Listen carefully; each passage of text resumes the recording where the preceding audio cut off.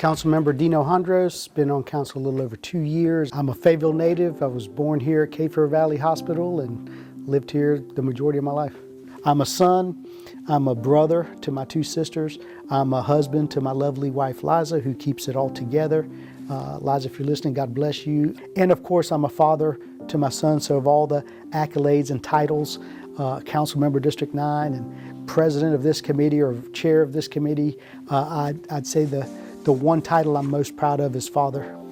Started working at a young age and everything I've done's been in town. My very first job was at 11 years old. I was wrapping baked potatoes in aluminum foil.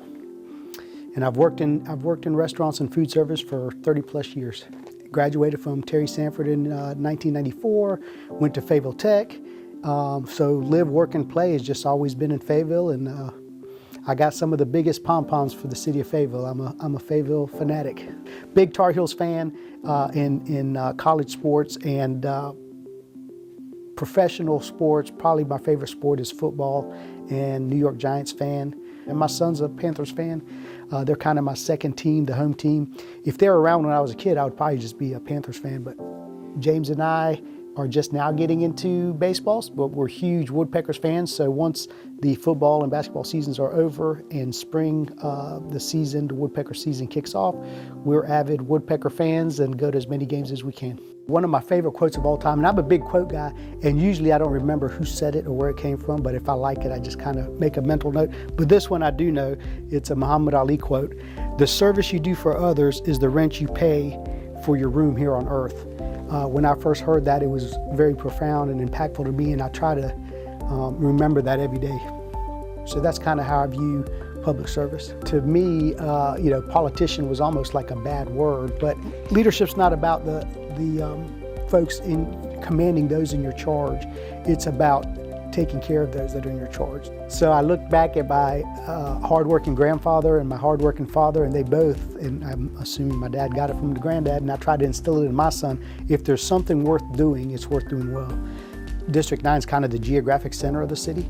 So if you look at a chevron, which is kind of the Chevrolet symbol, if you look at the mall being right in the center of District 9, so it goes a little north, south, east, and west of there.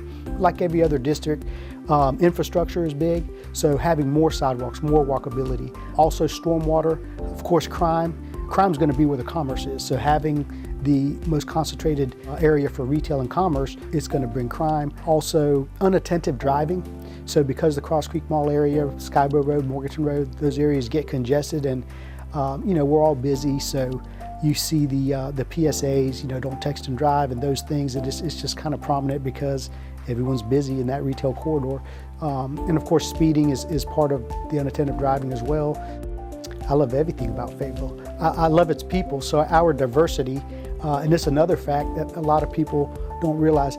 Outside of New York City, we're one of the most diverse cities in the country. So, there's people here from a lot of various different ethnic backgrounds, different nations. So, again, being Greek, first generation born here from Greek immigrants, there's hundreds of countries we can name. We have the International Folk Festival that highlights that. And if you ever attended that, seen the Parade of Nations and just gone to the food court and taste tested all the different cuisines, we're well represented. And I think the diversity is one of my favorite things, and I think it's Fayetteville's biggest asset is its people.